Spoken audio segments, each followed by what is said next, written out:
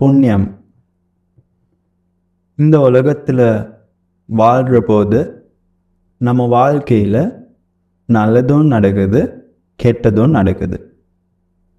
நம்ம வாழ்க்கையில் எதுனால நல்லது நடக்குது? புத்தர் பகவான் அவர்கள் பௌத்த மதத்தில் போதிக்கிறார், நம்ம இதுக்கு முன்னால ஜன்மத்தில் என்னமாவது ஒரு நல்ல காரணங்கள் செய்திருந்தால் அந்த செய்த நல்ல காரணத்துக்கு கிடைக்கிற புண்ணியம்தான் புண்ணியம்னு சொல்கிறது.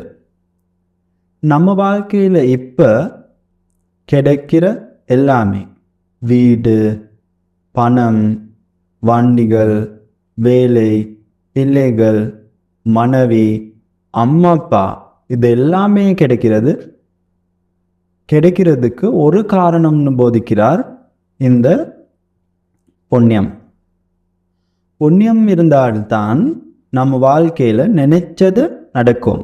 இப்போ பாருங்க, உலகத்தில் எல்லாரும் வாழ்க்கையை ஜெயிக்க வேண்டும் என்று முயற்சி பண்ணுறாங்க.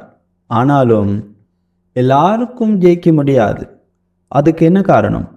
புத்தர் பகவான் அவர்கள் போதிக்கிறார், புண்ணியமும் இருக்கணும், முயற்சியும் இருக்கணும். முயற்சி மட்டும் இருந்தாலும் ஜெயிக்க முடியாது, புண்ணியம் மட்டும் இருந்தாலும் ஜெயிக்க முடியாது.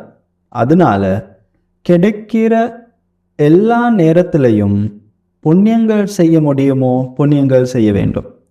நம்ம இந்த ஜன்மத்தில், இதுக்கு முன்னால ஜன்மத்தில் செய்த புண்ணியத்துக்கு தகுதான வாழ்க்கை இப்போ நம்ம வாழ்கிறோம்னா, இதுக்கு அப்புறம் எங்கேயாவது பிறக்கிறோம்னா அந்த இடத்துல அழகான வாழ்க்கை கிடைக்க வேணும்னா புண்ணியங்கள் சேர்க்க வேண்டும். அதனால அனைவரும் புண்ணியங்கள் வாழ்க்கைக்கு சேர்த்துக்கொள்ளுங்கள். முன்மணிகள் துணை.